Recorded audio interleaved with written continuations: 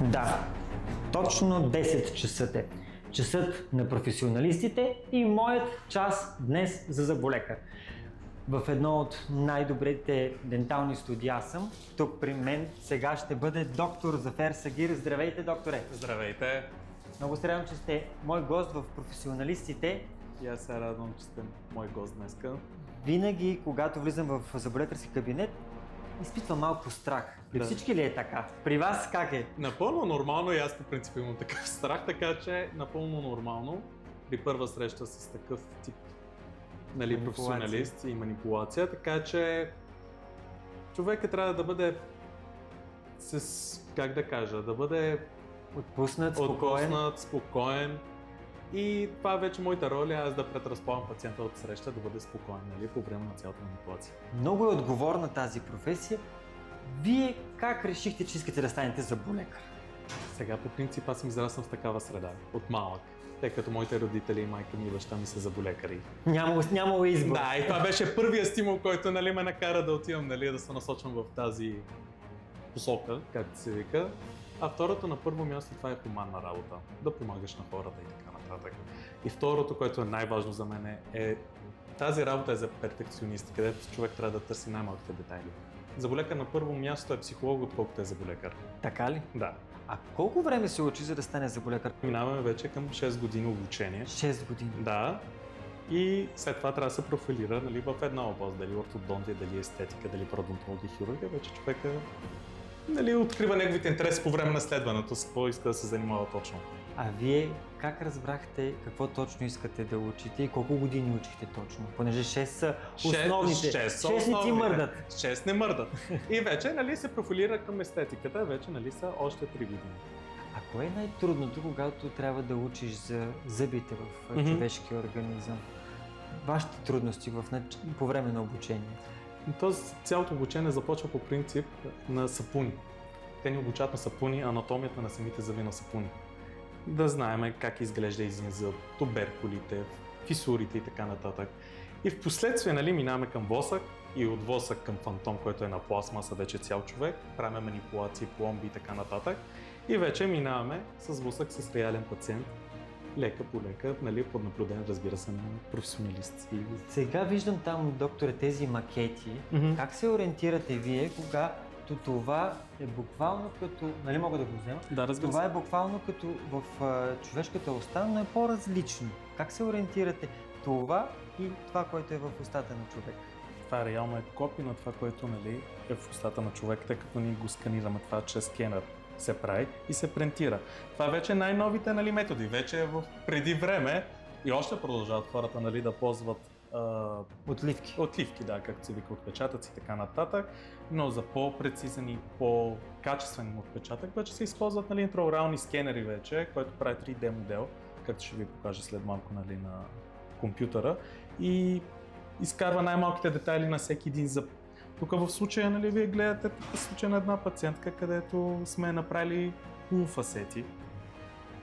Само на тези основни? На тези, където сивото, което го виждате. Да, точно така. Това сивото, което го виждате, са полуфасети, където трябваше да коригираме леки неравности в режещите ръбове, леки отцветявания в вестибуларната повърхност на зъбите и така нататък. Сега най-често хората имат проблеми с кариесите. Как се разпознава един кариес и как вие като доктор и специалист се научихте да ги разпознавате и после ще ми кажете как пък и вече преминава опита да излекуваш кариеса? Дали първо така на макета или директно върху човешката уста? Тук вече е много тънка граница, тъй като тук вече е чисто теория, вече на първо място е кариеса. Отливките не ни помагат, отпечатъците не ни помагат, тъй като като ще направим кариес, няма да трябва да сканираме така нататък. А първото нещо, което чисто теоретично човека трябва да гледа промяната в транспарентността на самия зъб, да различава кариес от светоцветян, тъй като има огромна разлика, да не трябва да разваля на пациента. Не е всяко черно нещо, което го виждаме на зъба на пациента, това означава, че е кариес и трябва да се изборва с турбина и така нататък. Така че това са много тънки граници, където ние ги учим в продължение на 4 години. Първите 4 години само да се разпознае един кариес по разликата, нали, по промяната, чисто анатомично и така нататък. Има ли такива изпити, където да кажат, открите кой зъб е с кариес и аз си го представям като някакви картинки, нали? Кой учителите... Точно така. Разликата между оцветяване и разликата между кариес. Защото те искат да знаят, че сме на 100% знаем какво лекуваме. Защото всеки случай в денталната медицина е индивидуален. Няма нещо, което е общо. Това, че го учим, означава, че правилата важат за всичките случаи. Всеки случай е индивидуален и има индивидуален подход към пациента. Общото е, че са зъби, все за зъби се говори. Да, за зъби, но има динамика в самото лечение, в начин на лечение.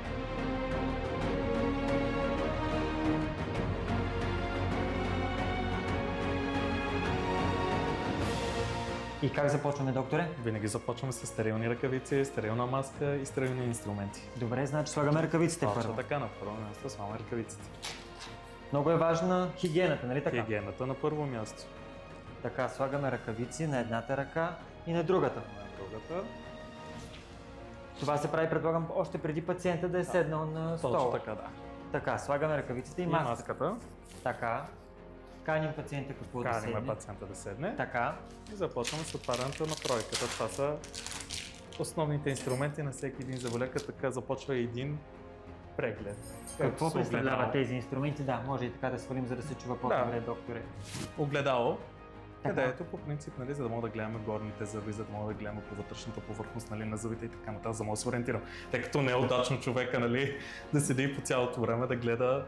И да се върти. Да, и да се върти. Трябва да свикне заболекар. Това е една от основните принципи в стоматологията. Сега се сещам обаче, това е огледало. Това е огледален образ и когато сте в пациента, точно така, това е много сложно. Това по принцип е най-сложната част за един студент, като по време на обучение, тъй като да се ориентира.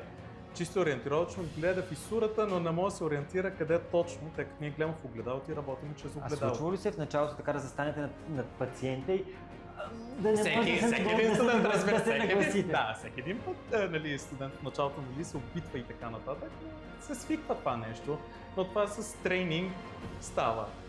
Другото е за пинсетата, където, нали, за помага за такива по-финни борчета и така нататък, тъй като пак не е удачно да ги хващаме с пръсти, нищо, че сме с ръкавици. А този инструмент винаги ми е бил изключително интересен и... Това е сонда. Сондата вече тук ни помага за перкусия, за да може да разберем, нали, дали има болка точно в този зъб. Помага да видим дали има зъбен камък, нали, натрупал зъбен камък, нали, около зъбите на пациента. Помага да разберем, нали, в идентификацията на кариеса. Тук точно този инструмент точно помага в идентификацията между оцветяване и кариес, тъй като трябва да самия инструмент да потъва в самата фисура, за да може да разберем, че е кариес, тъй като кариес се образува като дефект. Точно така. Но обаче това изглежда остро. Просто трябва да внимавате, зъбите са много деликатни. Точно така, човекът трябва да е много внимателен, докато работи с този инструмент, тъй като самият зъбният емал на микроструктури може да се нарушава с такъв тип пако при грубо инструментиран. Така че много финно трябва да се инструментира, за да може да се извърши работа без да причиняваме допълнителен дефект, както се вика. И болка, и да няма притеснение. В началото на нашия разговор казахте, че сте психолог. И какво сега? Как предразполагате? Човек казва, седнете спокойно и започвате да давате едни инструменти, които ще бъдат използвани при първи контакт с пациента гледам, нали, да се запознаваме с пациента. Гледам, нали, да го предразполагам. Питам го как ми беше, нали. Не тръгвам директно, нали, с отварянето на инструменти и така нататък. Да го предразполагам, да го видя, нали, чисто психологически той към какъв тип пациенти, нали, се клони. Защото има такива, които са позитивни към дентално лечение и както масово, нали, са отрицателни към масово лечение, нали, към дентално. Изпил съм няколко успокоителни. Точно така при да дойдат. Сега тия, които, нали, търсят естетиката, те са по-позитивни, тъй като идват за козметични, нали, те са такива за козметична стоматология. Но в случая за кариес и така нататък, тъй като значи ще ги очаква, може би, нали, оболка, където, нали, това по принцип се изключва винаги с поставена опойка, те са по-негативни към денталното лечение. Добре, кажете ми как се ориентирате, докторе, винаги ми е било сложно тази машина. Седнал е човека, натискат се едни копчета, ако някой има страх, той се затворени очи, изобщо не знае вие какво правите, но каква е тази машина, как се казва? Това е целият юнит по принцип. Тук започваме с въздушната струя и водата, така че това мога да ви покажа, това е въздух и тук може да видите как. С водата измиваме, ако сме поставили, нали, ец, който е тип киселина, трябва да се измива в устата, нали, при поставена пломба и така нататък. А въздуха за изсушаване, тъй като при всяка манипулация трябва да ни е сухо полето, не трябва да има никаква слънка, така че много важна част от всяко едно лечение, няма значение за какво, е изолацията. Да изолираме работната среда, да няма никаква слънка, тъй като слънката помага в инфекции и така нататък, нали, по време на Разкажете лечение. ми сега, ако ето тук е пациентът, какво правим? Първо трябва да нагласим, предполагам лампата. Разбира се, първо Колко е важно? рефлектора. Да. Рефлектор. Рефлектор, да.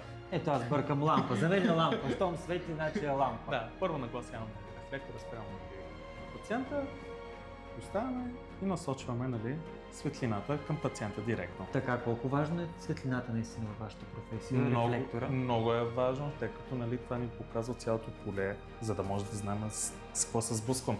Тъй като нормалната светлина, това е за зъболекара си е кошмар без никакъв рефлектор да се работи. Доктор, аз сега ще идвате вие при пациента и казвате, ето сега слагаме си маската и какво?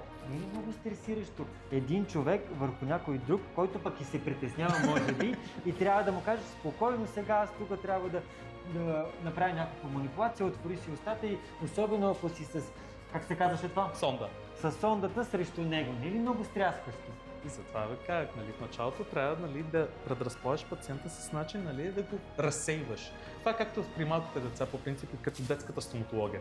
На първо място ви казах, затова ви казах, зъболекар е психолог. Разсейваме децата с всякакви.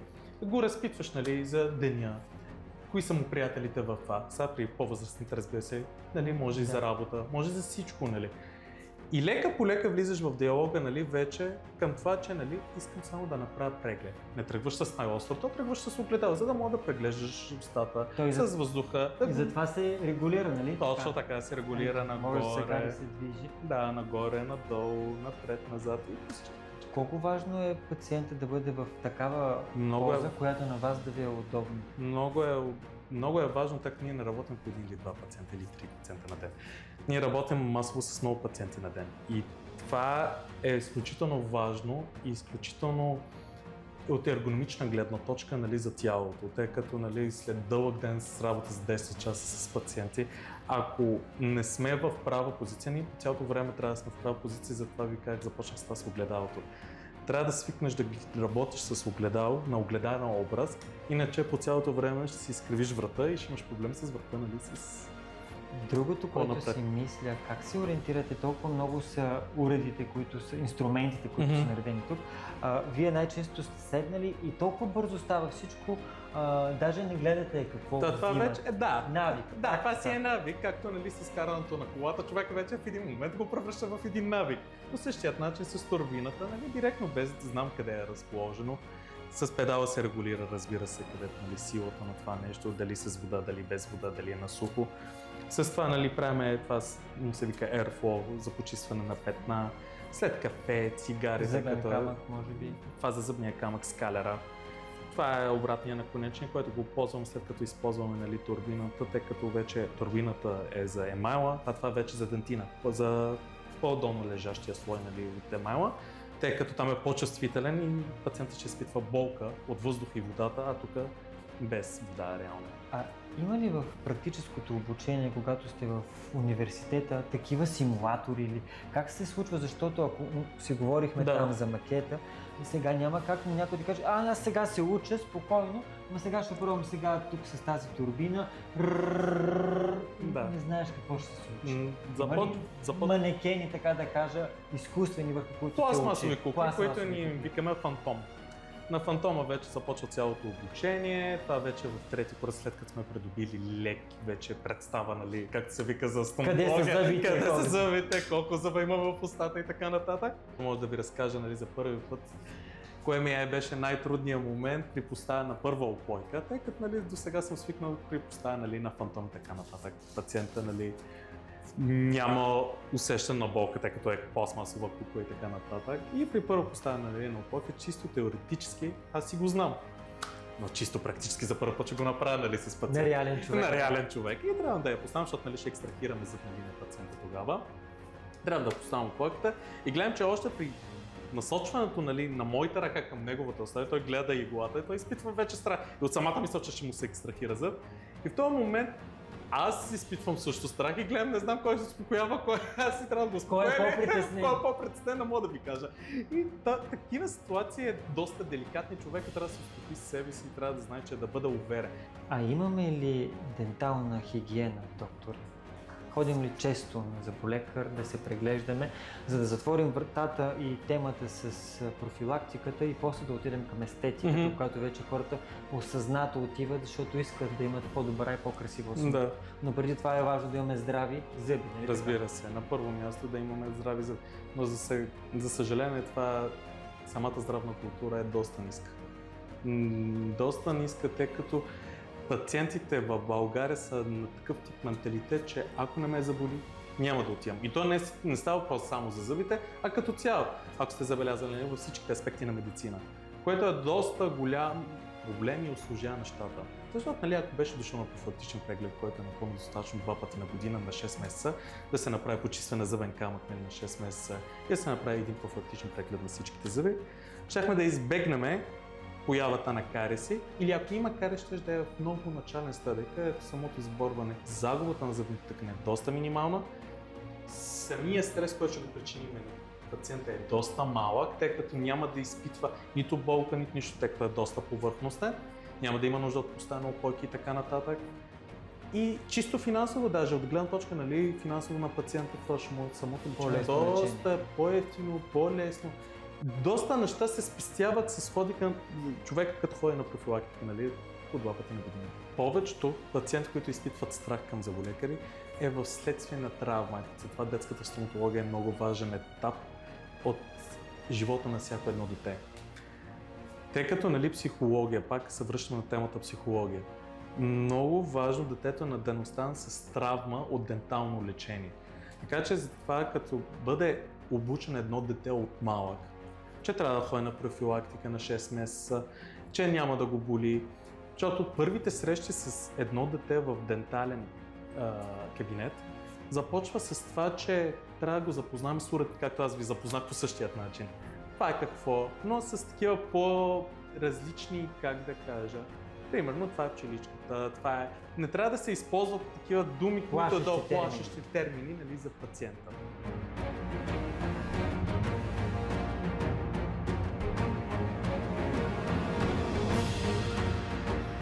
Ние сега сме към по-приятната част, естетиката. Естетиката вече, тук пациентите не изпитват никакъв страх. Дошли са съзнателно, искат... Съзнателно те искат да направят такъв козметична процедура, така че това вече е доста по-интересен дял. Кое е сега актуалното или има ли в сферата на при зъболекарите модерно?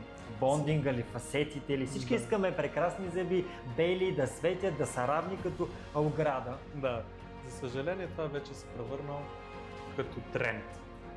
И то особено при по-младите пациенти да искат бондинг или фасети, без да знаят, нали, дали въобще като цяло имат индикации за такъв тип лечение и процедура. Какво представлява бондинг? Обяснете ми. Да, сега ще ви кажа, нали, кои, нали, пациенти са подходящи за такъв тип като цяло и защо, нали, трябва да се избягва няма индикация за такъв тип лечение. Бондинга като цяло е по принцип тип лечение, където по предната повърхност на зъбите, вестибуларната повърхност на зъбите, се поставя фотополимер, който, нали, се използва за пломба, само че е по-специфичен фотополимер. А като покритие на зъбите, точно да го разбирам. Точно така. Покриваме само предната повърхност на зъбите. Като риска от това нещо, нали, тъй като всяко нещо има плюсове и минуси, че може да се счупи това нещо, тъй като не е от керамика, не е като фасетите. Може да се отцвети при прекамерно консумиране на кафе, чай, червено вино и така нататък. Но хубавото плюс е от това цялото нещо, че не се изпиляват зъбите. Не изисква никакво изпиляване. Демек директно може да се възстановява. Но правилно ли разбирам, като клъфите на телефоните, които имам, обличаме телефона, за да го пазим, така и с зъбите по същият начин. Ние като облицовка може да си го представите за така по-лесен израз. Но за съжаление това не е индицирано за всеки един пациент, тъй като има някои пациенти, които имат проблем с захапката. Трябва да преминат. Тук ли идват компютъра, така да кажа? Тук играе компютъра доста голяма роля, където мога да ви покажа тук. Компютъра, след като, нали, с интраоралния скенер, ние правим 3D модел на самите зъби и тук мога вече да разгледаме с пациента, нали, горната челюст, долната челюст, нали, по-отделно, за да разбереме вече в каква захапка изглежда. Сега в случай тук наблюдаваме по-дълбока захапка. Демек пациента е индициран за ортодонско лечение. Не е чисто естетически само е проблема. Да, има нужда от естетична намеса, но тук е и ортодонско лечение. Така че повечето пациенти обичат бързото и лесното. И затова избягват, нали, да се направи само, нали, ортодонско лечение след това плонник, или искат директно фасети, защото се изпилят зъбите и тогава се коригира захапката, но това за мен е неправилен начин на лечение, тъй като губиме зъбни тъкани на първо място, а второ ще имаме чуждо тяло в устата, където не е индициран за такъв тип лечение. За кого е подходящо да се сложат, примерно, фасети, ако излизаме от хипотезата, аз искам да имам холивудска усмивка? Да. Кога е полезно, защото казвате, изпиляват се зъбите? Изпиляват се. Сега има такива случаи, където не може да променим оцветяването. Това е, нали, при такива пациенти, които са имали хипоминерализация или флороза. Пациенти, където имат неравни ръбове. Големи фрактурирани зъби, където, нали, не може да се коригират. Или да затваряме диастеми, разстояние между зъби. Да. Пространството, диастема между два зъба. Пространството между два зъба, това също е доста подходящ метод. Но това всичко може да бъде изработено само ако самата захапка е правилна. Ако нямаме правилна захапка, първо ще натоваряме долно-челюстната става, второ ще имаме проблем с стабилността на зъбите, да мек шанса да се фрактурира и керамиката е доста голям. Така че има такива неща, където не трябва да се пренапрягат и на първо място е захапката, тъй като това от всичко зависи функционалността. Хората гледат естетиката, но не гледат да са функционални зъбите на първо място. И тук идва вашата роля, доктор, да обясните на пациентите, че Точно е така. по-добре да имаш здрави, хубави зъби, които са така да ти вършат работа, отколкото наистина Чисто подредени и естетически красиви. само, да. Тъй като повече търсят естетика. Бели, подредени, равни, където, нали, ако не са чисто функционални, е безсмислено цялото лечение. Напоследък гледам какви цветове на зъбите изискват. Страшно бели, където равни, няма никаква форма между резеца, няма разлика между резец, латерал, кучки, за всичко на една равнина. И което за мен е чисто естетически не е окей, където имахме спор даже с една пациентка. Точно това ще да попитам, трудно ли се обяснява на някой, че не е редно неговите зъби, въпреки че той си плаща и иска да има тази холивудска бяла усмивка, да му кажеш, не е редно, не може да е толкова бяло или няма да ти е от полза, полезно. Има ли такива правила, които се спазвате и казват, ами аз няма да направя този бондинг или фасети, защото за мен това ще ти навреди повече, отколкото да ти взема парите и да кажа, искаш, правя ти го. Именно. На първо място това ще да ви кажа, че много е трудно това да убеждаш един пациент. Като идвал и гледал Instagram или TikTok или тия по-нашумящите социалните мрежи, нали, гледал нещо, гледал някакъв артист, иска същите зъби. Както ви казах в началото, всеки случай е индивидуален. Не може това, което го виждат, нали, пропорциите на лицето. Ние гледаме пропорциите на лицето, гледаме долната трета, нали, на лицето, всичко с овалната форма, квадрат, нали, ще е триъгъл, нали, не може формата на зъбите да е еднаква при всичките пациенти. Както вие казахте, понякога има такива абсурдни продължения от пациентите за цвят или за форма и за така нататък. Няма значение колко финансово ти изплати пациента, а тук той вече неговите зъби, то ти е като подвижна реклама. Демек някой ден, ако го спрем, кой ти е правил тия зъби и той казва доктор Сагира, примерно, това си е антиреклама по-скоро отколкото реклама. Така че е по-добре да работя спрямо това, което според мен е окей, спрямо нормата, тъй като със сигурност аз знам в естетиката и чисто функционално по-добре отколкото пациента. Аз затова трябва да го насочвам към правилния път, а не това, което той го гледал, нали, в Instagram или в TikTok и така нататък, да бъде прилаган върху неговите зъби. На финала на нашия разговор, понеже в тази рубрика насочваме вниманието към по-младите, които ще искат, може би, да се занимават с тази професия, какво ще им кажете? Колко е отговорно, колко се учи, какви са предизвикателствата и правилата, които спазвате? Като цяло, денталната медицина е доста така сложна дисциплина и комплексна, но стига човека да бъде достатъчно мотивиран, да има така поставена цел, за мен няма нещо невъзможно. Сега да бъде достатъчно човечен на първо място, защото това е хуманна работа, както започнах с вас, нали, в началото ви кажа. На първо място е хуманна и достатъчно сръчен с ръцете, защото това е и вид изкуство. То съчетава и здраве и изкуство на едновременно. Няма, така че и човека трябва да има някакви негови принципи, докато работи. Не е всяко нещо да бъде с цел финанси, не е всяко нещо. Тук целта Здравето да на обслужиш първо място. здравето, да обслужиш пациента на първо място и да му е в полза на неговото здраве. А на вас има ли професия, която ви е интересно да научите повече? Защото казаха ми, ще бъде интересно да покажеш какво работи стоматологът и Да. ето ни в вашата клиника. Интересна професия на вас Бих какво? казал графичен дизайн. Графичен дизайн. Да. Тук от компютъра От видяхме 3D. компютър, точно така, от 3D-то, защото обичам нали, с такива IT неща, така че графичен дизайн бих казал, това е доста интересна професия. Ами добре, тръгвам аз от вашата клиника, отивам да търся графичен дизайнер. Много ви благодаря, доктор. И аз ви за благодаря тази много. Среща, успехи ви пожелавам. А вие, уважаеми зрители, добра орална хигиена. 2 пъти казахте в 2 пъти на годината минимум, зъболекар, да. защото зъбите са нещо най-важно в нашия организъм. Гледайте и следващия път професионалистите. Усмихвайте се!